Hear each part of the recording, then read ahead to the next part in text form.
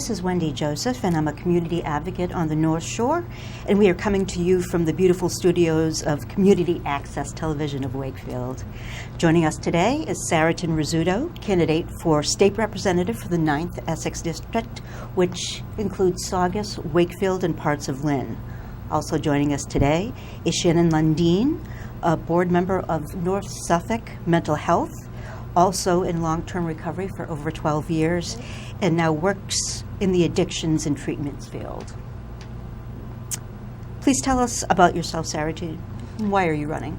I am a Wakefield resident that decided that I wanted to take a leap into politics and put my experience to work for the people of Wakefield, Saugus, and Lynn.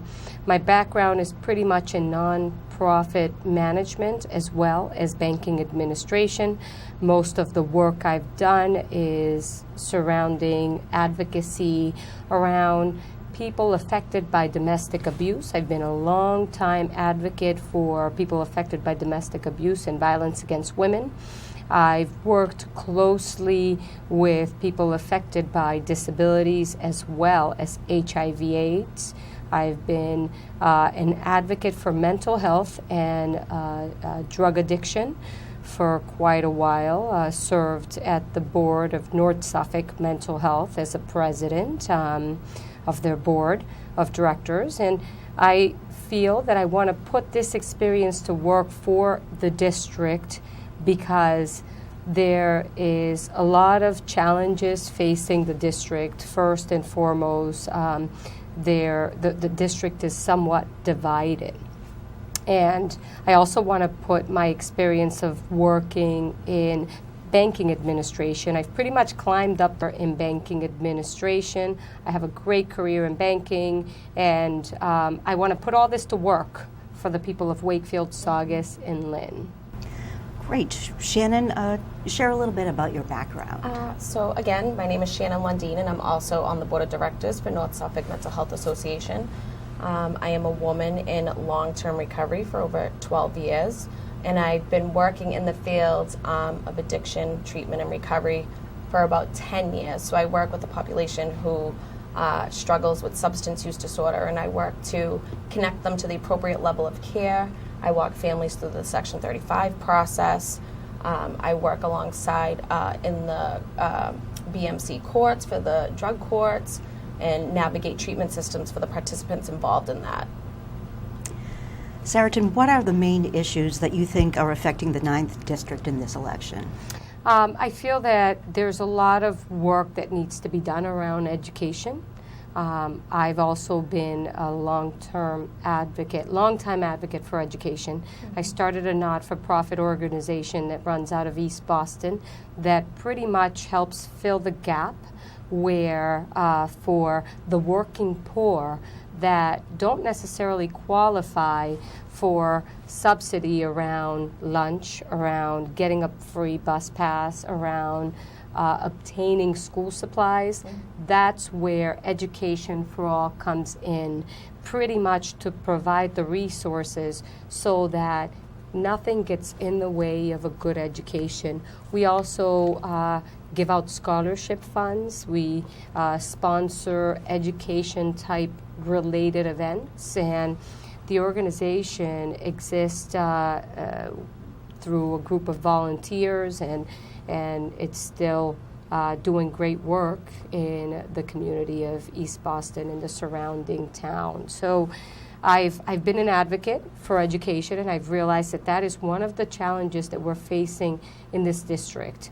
That, alongside the drug addiction crisis, and specifically the Lynn area being the third in the state of overdose deaths. Yep. And it's really those things along with just development, aging infrastructure challenges facing our district, and being able to put my experience working in the area of chamber-type entities around business development, and like I said, the not-for-profit sector management experience, it will really come in handy. It's excellent that I have a background in grant writing as well.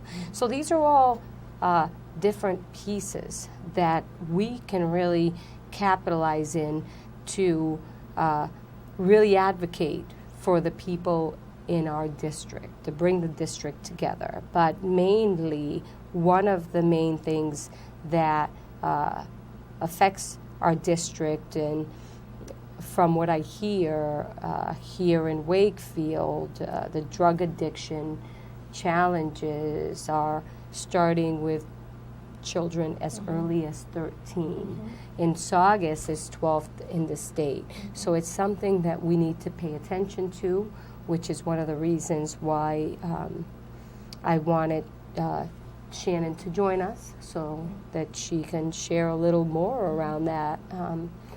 And listening to Saritin talk about how education is, one of the most important things that she advocates for, and I think that's one of the places where you have to start in regards to addiction and treatment and recovery. There's a lot of people out there who are uneducated, and I think the education and prevention pieces really needs to start in the school systems. And I think that Saritin would be a really strong voice to advocate for that.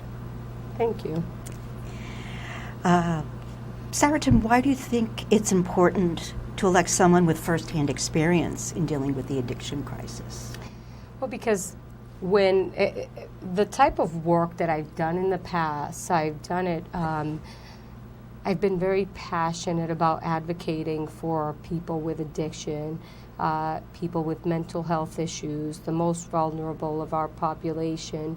And I feel that when you have been elected by the people to work for the people, it is your responsibility to turn that into resources for our community, for our district. And the only way to do that is, or the way to do it best, I should say, is if you understand the challenges facing our community, if you've lived it. And I have. I've seen it firsthand when it comes to addiction. I've seen it firsthand when it comes to seniors struggling because they're living on fixed income. I've seen it firsthand, the challenges that people go through when they're homeless. One of my goals and one of the things that I've been good at is being able to advocate for those so that they can become productive members of society, transitioning people from poverty.